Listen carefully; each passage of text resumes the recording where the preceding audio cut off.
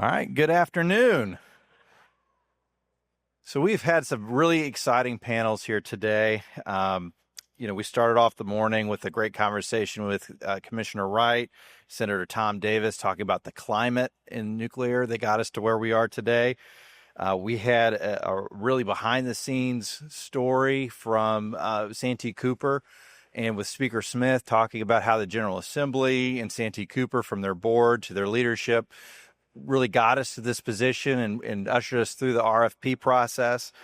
We heard from Brookfield and Westinghouse about this exciting new opportunity for South Carolina and how they plan to execute on it. We just heard a wonderful panel about workforce and opportunity for South Carolina companies. And we heard directly from PwC about the exact jobs impacts that we're going to see in South Carolina from this wonderful opportunity. So what we'd like to do now is continue that conversation, talking about workforce, talking about opportunity, and also talking about partnership.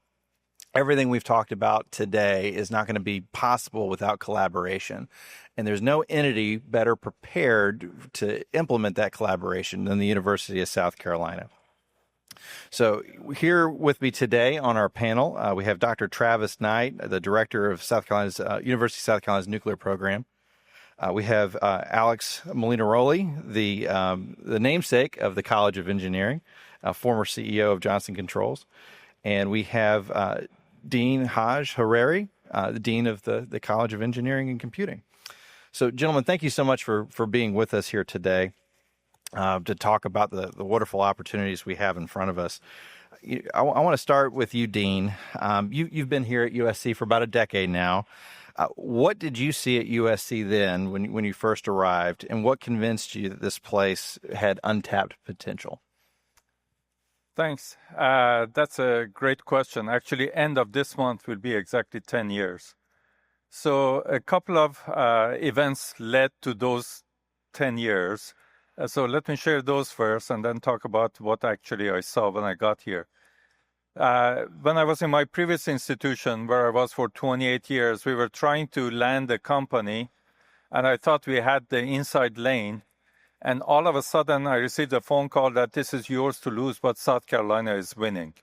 So how did that happen? So we started to look into it and how South Carolina attracts companies. Eventually, we got the company, but the experience stayed with me. Then, as a result of getting that company, we got 11 endowed professorships. And with one of them, we hired somebody from this college, which I hope we hadn't, because now he's somewhere else.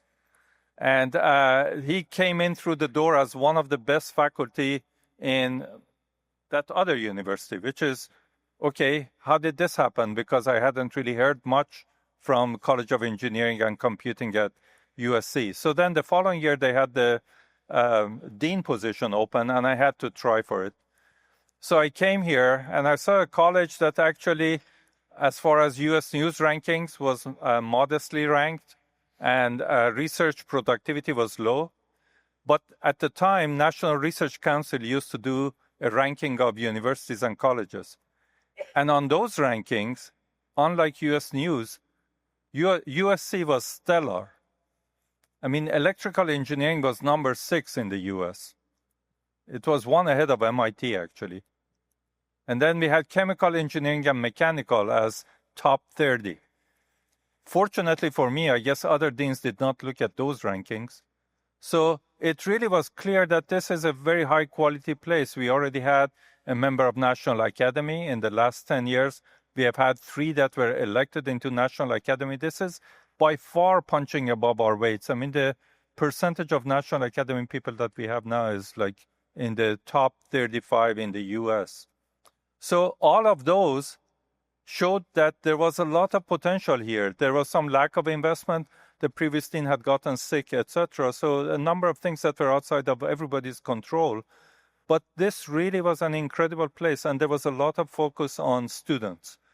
Everybody cared about the students. And in my 10 years, I've learned from alumni with whom I speak, the love that they have for this place is because of the experience that they had here, the student focus that we have here.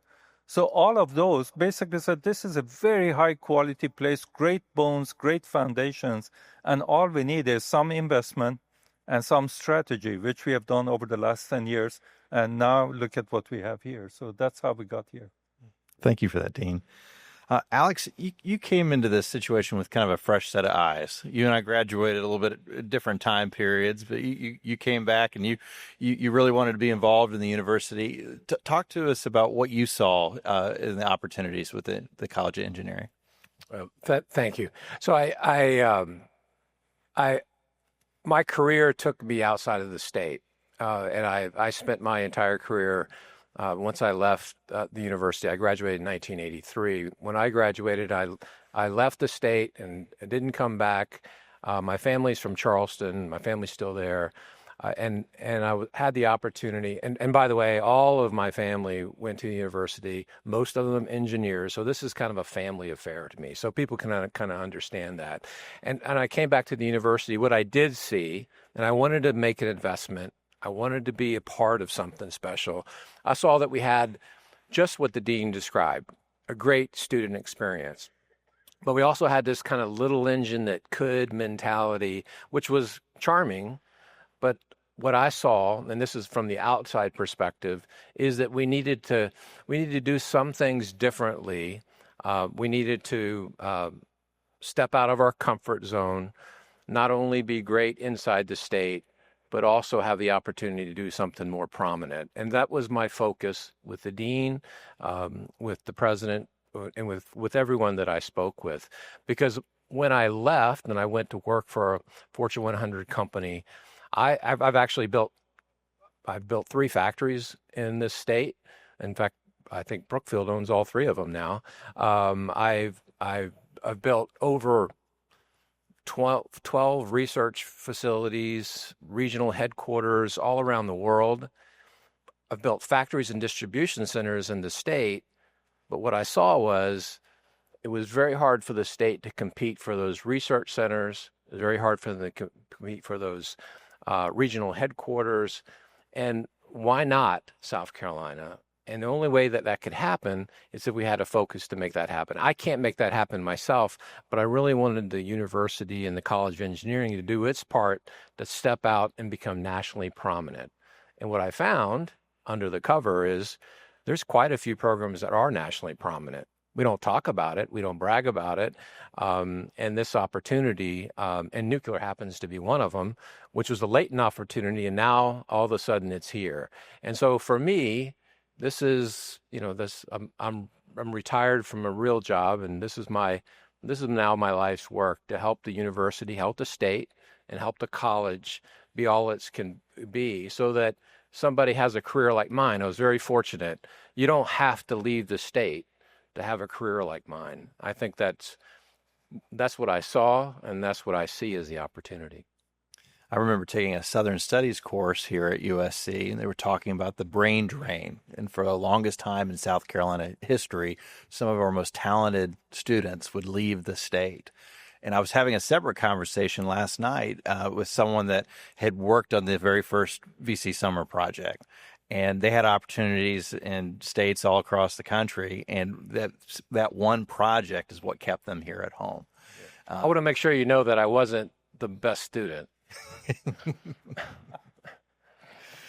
switching gears real quick, Dean, you selected energy and resilience as the central research theme for the college.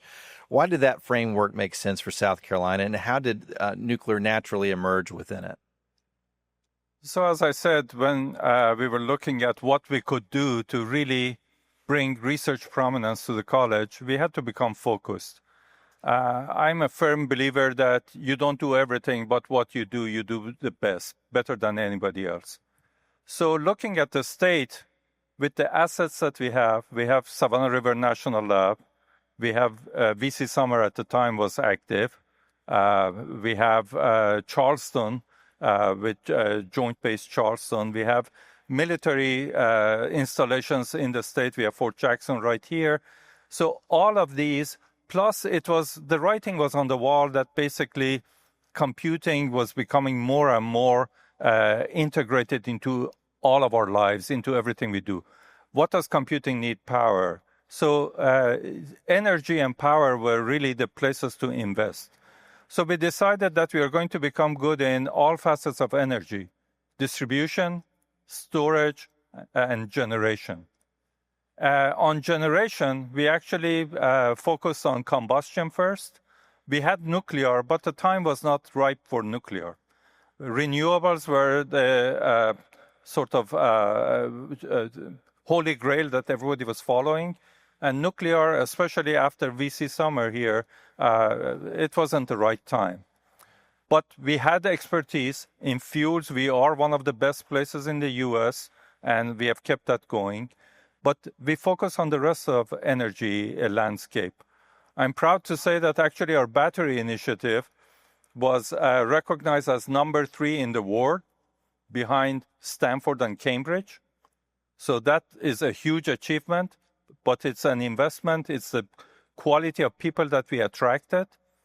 In distribution, we have been the leading performer for Office of Naval Research for all-electric ship for almost 30 years, and we are one of the largest performers today.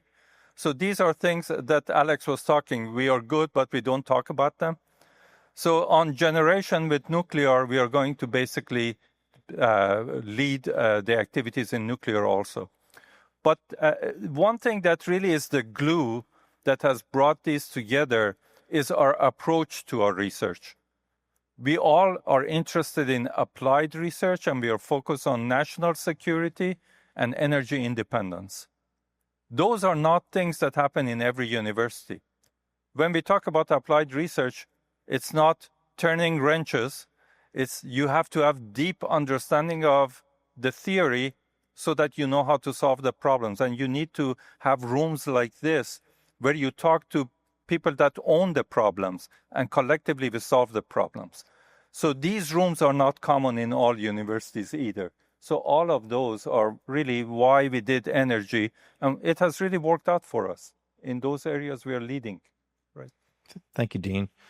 Dr. Knight, from where you sit, how did that strategic focus translate into the nuclear program's evolution over the last decade? Did it change the trajectory of what USC could take on? So I'm glad the dean pointed out that nuclear wasn't our time always. We made it through the wilderness, as who was it, Madonna sang that, something like that. So we're here on the mountaintop experience. So yeah, nuclear has been a small program. It's evolved over the years, though. But I think, as Dean Haj-Hariri mentioned, we have great expertise in the college that cuts across so many disciplines. And if you look across the landscape, nuclear is very interdisciplinary.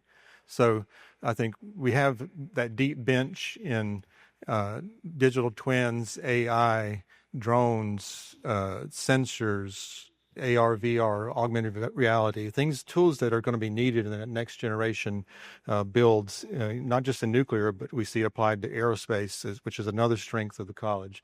So I think what we've been able to do is foster collaborations, applied to nuclear, tapping into that deep bench that we have in all those various areas. So we see it applied, and I guess if we have time, maybe we can talk about some of the ways that we applied here in all the sectors that are important, from large reactors, SMRs, micro, and so on. So. Yes, sir. Dean, you've been very proactive in seeking out partnerships and opportunities for the college. How did these partnerships and the growth in research set USC up for today's moment? So partnerships require really some facilities that support those partnerships. So if you haven't toured our facilities, I really invite you to come and see it, because we've got industry scale equipment. So it's not just benchtop.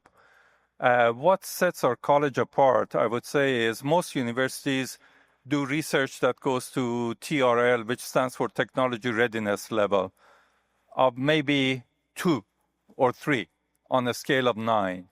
We go all the way to 7. 9 is when you go and buy a 747 airplane or something. So we go all the way to 7. And then with our partners, we actually push our products or research products all the way to TRL9. So what happens is these partners are actually coming to our labs, which are industry scale, and they work side by side with us. We actually have right now, we are finalizing conversations about building a battery pilot plant on campus with a partner that's going to have 30 of the researchers working there side by side with ours. We have our McNair Aerospace Center, where a lot of these partners work with us. And the beauty of that is they're all on campus. I mean, literally, the students is in the lab, working on research. It's class time. They walk to class. They come back. There are many universities that have research facilities, but they're a drive away or they're 40 miles away. This is literally across the street. So these types of facilities that we already have and we want to build more of are really essential to supporting the partnerships that we have. And together, I have to brag about some numbers. I mean, we have gone from $18 million of research in 2016 FY to $77 million last year. That's more than a factor of 4 in less than 10 years. And that's because of the partnerships that we have, the focus on national defense and on energy independence. So, thank you. Alex, when you saw that momentum building, the partnerships, the rankings, the student success metrics, how did that influence your decision to invest and shape the strategic vision of this college? Well, so I go back to the reason why I invested in the college. First and foremost is my personal connection and my family's connection to the university and to the college. I think probably what it more affect is how I could impact and how I could support the college. It goes back to what I first said is that the college actually didn't realize what it had. Just to build on what the dean said, if you come to the engineering school, the engineering district, and you walk into our classrooms, you're going to find our corporate partners teaching the classes. You're going to find in our laboratories working side by side, not only solving problems for the university, but solving problems for our corporate partners. So this type of collaboration goes two ways. First, it gives the opportunities for these corporations to decide who they want to hire, influence the curriculum, but it also gives our kids the opportunity to find out what it's going to be like to go out and work in the real world and get a head start to be successful. I'm sure lots of universities do that. We do it well, and it's a model that we have. And it kind of comes back to today's program, when I think what's going to happen here at VC Summer, and I listen to all these conversations, and my biggest concern about this from the university and the state's perspective, I'm so happy that we're going to get this VC Summer 2 and 3 back online and finished. I'm so happy about that. That's great for the state. But if it'll be a real waste if something that's left behind and that we don't create something that allows the state of South Carolina to reach out beyond its comfort zone and be that center of expertise, not only for the state, but for the nation. And so I see those opportunities, and that's the kind of opportunity I saw when I first started working with the university, that we need to stretch ourselves. And so I don't know if I'm anything more than a catalyst. I actually don't do any of the work. I just create all the problems and create a little bit of energy and point out where the opportunities are, and then point out that we really have the right to be able to do some of these things. As a quick follow-up to that, you supported the master plan for the new engineering district, anchored by the Nuclear Innovation Center, and I believe we have some slides that we can put up related to that. There we go. So, what does this district represent for USC and for South Carolina's nuclear leadership? In your mind? So when my family gave the gift, one of the is, if any of you have been involved in anything like that, one of the criteria I put in place is that we had to have a plan for investment in the engineering college that went beyond today's investment, and a plan for what we were going to look like, where we were going to invest and how it was going to look, and to make something that we could compete nationally. That was a part of my agreement with the university and with the college. This is what manifested out of that, is what you see is if people are familiar with that area, if you go there now, it doesn't look like this, but if you go and look at it and you see this space, you can see that we have the opportunity to do something incredibly special. And for me, it's just the taking an abstract concept and put it into something very concrete that shows our prospective students, our alumni, our other stakeholders, and our corporate partners that we're going to make the kind of investment to be able to be successful. So it was critically important for me to move forward.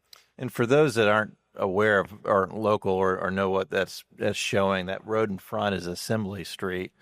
And I know when I was a student, there wasn't a whole lot out there. And I always heard great things about the engineering school, but the one complaint I heard from the engineers was they were stuck out there during the day. This is an incredible facility that I would, if you're a student, you want to hang out there all day. It's a place you want to be. Dr. Knight, Dean, is there anything you want to add about the layout of this facility and what it means? Well, the layout, I want to remind those of you that are South Carolinians or familiar with the campus, that green space is going to be larger than the horseshoe. And it has a creek running through it. So it truly is becoming a beautiful part of the campus and a beautiful part of the city. The city is great partners in trying to green that. Currently, it's a floodplain, but it's going to become this green space. And it becomes the heart of the engineering district. So the buildings will go around it. Some of the buildings exist. Some are going to be built very soon. But all of the buildings, the hope is the ones that are going to be built are going to have some space for partners because of what I just mentioned. We are trying to create the engineering schools of future for the U.S. In Europe, it's very common for industry and universities to work closely together. In the U.S., that's not common, but it should be. I mean, the over-reliance on just federal funding has really brought discomfort to some universities, not as much for us, because we have a balanced portfolio of research. And I think this is the future for all of the colleges, and I think we are again at the forefront there. Dr. Knight, from a faculty and research perspective, how transformational is the Nuclear Innovation Center going to be for your program and for the 4 nuclear pillars? Yes, thanks for that question. I think, this is really what we've been waiting for, is the opportunity to tackle these really large problems that really impact our society and getting the energy that we need, that green energy we need, for generations to come. I mean, these are reactors that we talked about earlier. They're going to be operating for probably 100 years. And so we've thought through this in the design of the building and the spaces to be able to accommodate research labs that could take advantage of the research faculty we have, the expertise we have in those spaces to apply that expertise to nuclear. So everything from large nuclear reactors, if you think about there, the design is complete, which is a marvelous design. We've heard about it earlier. It's a third of the less concrete and steel compared to other designs. It's a marvelous design, Gen 3 plus, passive safety. So what could we do there? Construction management. I think we have a lot of expertise we have in, again, drones and digital twin and AI that can be brought to bring those schedules, optimize those to make it possible to build faster, better, cheaper, if you were.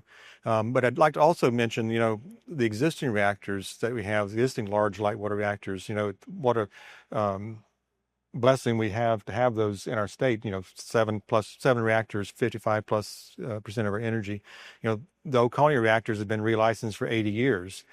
Now we can start thinking about relicensing to 100 years. So we have the expertise in materials, in concrete, in cable, steel, all the things and things we probably don't know about yet to go to that, to show that we can go to that 100 years. So again, that deep bench we have in those areas. SMRs, I don't think we're going to be all that different in terms of the construction. So a lot of that technology we would bring to bear there could be applied there as well. Certainly something in the manufacturing space. But I think to the Dean's point earlier about grid, I think, SMRs really fill that niche where you have maybe some constraints on grid. So we have expertise in the college there that can be brought to bear around SMRs and maybe their co-location and placement and use in the grid. One thing I'm really excited about in terms of the innovation side is microreactors. And I think, they're certainly our deep bench in advanced materials and manufacturing, for example, ways to characterize parts and components as they're being fabricated in situ so that information just flows directly into the digital twin. There's that. I think, the other part of that is we can't operate microreactors the way we operate large light water reactors. A large light water reactor, may have 500 folks on site. That's half a person per megawatt. You can't do that, keep that same ratio of staffing, with microreactors. So we have a deep bench in autonomous systems. So the idea that we could bring, again, a lot of that expertise in sensors, you need sensors to be autonomous. So we have a lot of expertise in sensors, AI to process the data, whether it be edge computing or sending it back to the mothership, as it were. I think we have all that expertise in-house, and this innovation center will be able to bring and co-locate those people that we need to tackle those problems. The fourth pillar is really around fuels and fuel cycle. And one of the things that was very attractive to me in coming to South Carolina 21 years ago was we had the Westinghouse fuel fabrication facility. What an asset that is to our state. I think there, again, as mentioned, half the fuel for the United States, I think a third for France, comes here from South Carolina. That means 10% of the electricity for the whole country, as was mentioned, comes from here. We've been able to support them in some of their research efforts around, advanced claddings, adopt fuels and others, accident-tolerant fuels over the years. Deep bench, we can bring those folks in those labs together. Fuel cycle, the other assets, Savannah River Site. So I mentioned the 7 reactors, Westinghouse fuel fabrication facility. Savannah River Site, as the dean mentioned. Looking ahead to maybe future reprocessing, again, we have H Canyon, a national asset there that can chemically separate and reprocess fuels. A lot of the work that's being done on campus, we have the experts in molten salts. That's important for these advanced reactors, which will be important in this next generation advanced reactors and fueling them, but also there's methods used in separations and reprocessing of fuels. So again, this will be the place where all those folks can collaborate, come together to tackle those really challenging problems for the present problem, or not present opportunity, the VC Summer for construction, but also then advanced reactors. One thing that you touched on was how some of these licenses are being extended. Mm-hmm. I've even heard at some conferences people talking about the immortal reactor, that engineering has gotten to the point where they're able to continue to keep these things in service potentially indefinitely. We've had a lot of conversations here today about some of the costs, and nuclear power, when it's phased in over a long period of time, is a very cost-effective fuel source. There's a lot of upfront costs, but when you look at an 80-year investment, it's very cost-effective. If the university can be involved in helping extend the life cycle of some of these reactors, you're directly solving some of the financial constraints that exist in this industry. Is that right? Absolutely. I mean, maybe the biggest cost, at least as it sits today, is probably the capital cost, even amortized over, 60 years or maybe extended to 80. But nuclear power is an asset. I say this is an asset. It's it's like you buy the home you live in, you pay a mortgage, right? But the fuel cost, as mentioned earlier, is very small. And so what that means is the other part of that is O&M, operations maintenance, and those are the good high-paying jobs that drive the economy. I mean, the 11 billion plus economic impact of nuclear in South Carolina, those are the good paying jobs that come. So you're not spending money on fuel, which we don't have, net gas, coal, oil, or any of those. But, actually the fuel is made here in South Carolina. The uranium's not sourced here in South Carolina, of course, but I think it's really, investing in nuclear is just a no-brainer for the state. So. Absolutely. Dean, just bouncing off that question, Travis just talked about the opportunities for your students in this field. How is USC preparing to scale this pipeline of talent as South Carolina ramps up its nuclear projects? Yeah, that's a great question. It comes to our mission. I mean, if you think about what I said at the beginning, which is the focus of this place on the undergrads, we have grown our undergrad count from 2,600 to 3,600. The freshman class is now just under 1,000. So all of them are coming. All of them are getting placed. Highest salaries in University of South Carolina are for our engineers. We have worked really diligently to provide access. So we are 70% South Carolinians. In our college, we have the largest share of honors students, which you would expect. We also have the largest share in the university of Pell Grant students, which you would not have expected. And we have the largest first-generation share. So we really have worked to serve our state, bring them in, but not just bring them in, support them so they graduate into great jobs. When I talk about we transform lives. And then we add value to the degrees of the students as well as all the alumni sitting here. We have had the largest rise in U.S. News rankings in the last 2 years of any university, any college of engineering in the U.S. So all of these are focused on undergrads.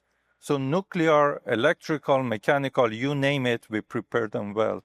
This is our mission. We are all committed to it, and it comes through. Absolutely. Dr. Knight, the university has made a big commitment to partnering with the federal government in a lot of defense applications. One of those projects is Project Janus. If you wouldn't mind for the audience, if you could kind of describe Project Janus, what that initiative is from the federal government, and then how does your work in the microreactor and fuel space assist with that? So Project Janus, like I guess Project Pele is the transportable reactor, but Janus is focused on installation power. Both is really focused on resilient energy. If you have a mission that is critical, national security related, national defense related, you need enduring, resilient power, and that's really where nuclear excels, right? It's compact. It can be transportable as the other Project Pele, but if you need something that can be put in a place and operate with minimal staffing for 10 plus years, that's where, again, microreactors is certainly a possibility. And we see that there's been enormous investments in that space. There's, I think, the idea is that the advanced designs that we know, we've studied for a number of years, we promoted materials, advanced fuels that enable, now is the time for these reactors. And University of South Carolina, again, has been part of that R&D effort. As I mentioned, we have the leading experts on molten salt fuels right there here at the University of South Carolina, internationally recognized, leading the OECD efforts for collecting the data that's needed in modeling of molten salt fuels. I think, again, the advanced claddings, I point to the work we've done with Westinghouse, with General Atomics on advanced claddings, advanced materials. All those are enabling aspects for these very high-performing, very critical pieces of infrastructure, again, to promote our national defense, our national security, whether it be our military bases, some far-flung, islands somewhere that we need to protect and invent of any kind of nefarious activities by those people that don't like us, far-flung regions. These are really critical, very capable, enduring assets that very proud that we were able to contribute to the development of those. So what I'm hearing from you, Dr. Knight, is that for all of our private sector friends that are here, they need to make sure that they exchange contact information with all three of you before the conference is over and look for wonderful ways to partner up. Is that all right? Absolutely. Yes. All right. Well, just to close things out, we're wrapping up the panel now, but and just if you wouldn't mind, in just 30 seconds or so, could you tell us why, in your words, USC is the right place to lead America's nuclear resurgence? We have all the parts. So when you talk about nuclear, you're not talking just about nuclear engineering. You're talking about a systems level solution. And we have shown over and over in different applications, whether it's batteries, whether it's electrification of Navy ships, etc., we know how to solve systems problems, and we know how to educate the students that solve those problems, and you could hire those students along with the solution that we provide. So I'm just going to ask everyone here that is interested to get an appointment with Travis or Hossein, come down and see what's happening at the college. I think you'd be really proud as South Carolinians to see what's happening there and also what the opportunity is. I see the world, unfortunately, as a set of problems. That's just the way that I'm wired. And so every time I see something, I see what could be better, what could we do different? And the thing that we can do is we can take this to the next level. What you're not going to see when you go down to the university, you're not going to see the Nuclear Innovation Center. That's the future. That needs to be done. It needs to be done here in the state, because if we don't do it, somebody else is. And if we do it, it's going to allow us and put us in a position to be able to take advantage of everything that we're going to learn, the investments that are being made now in nuclear, and take our rightful place in the state of South Carolina as not only a leader in what we do in the state, but be able to export our knowledge and also have a place where we can call ourselves leaders in a field that is wide open. It's wide open for us to take advantage of. And thanks to what's happened with Santee Cooper, thanks to Jimmy and his team, and with Brookfield and the partnership that they've put together, it is creating a catalyst for our state and giving all of us the confidence to be able to do something. And so my challenge is for everyone to get engaged, and what you can see is the opportunity for us to take this to the next level. So I'll just use a little alliteration to build on the problem aspect. So I'll say we have the people, professors, okay, the experts that I've mentioned in all the critical areas. We've got the partnerships, again, working with Westinghouse and others over the years. Real-world problems. I mean, accident-tolerant fuels, that was a real-world problem, right? And then the product. Our product are our graduates that go out and represent us so well, that really become leaders in the fields and solve those problems that are very critical for the day. So. Perfect. Well, gentlemen, thank you so much for sharing your thoughts today and all the exciting things that are happening in the college. This is a perfect time to take the opportunity that exists in front of us with VC Summer and to partner with the talent and the resources at the University of South Carolina, not just for completing VC Summer, but laying a blueprint for all the rest of the 10-pack, the fleet that we've been talking about today of new AP1000s that are going to be deployed, and also the fuel cycle and the microreactors and SMRs and all the other nuclear technology that's going to be coming forward. So thank you so much for your time here today and for hosting us in this wonderful venue on campus. Thank you, Alan.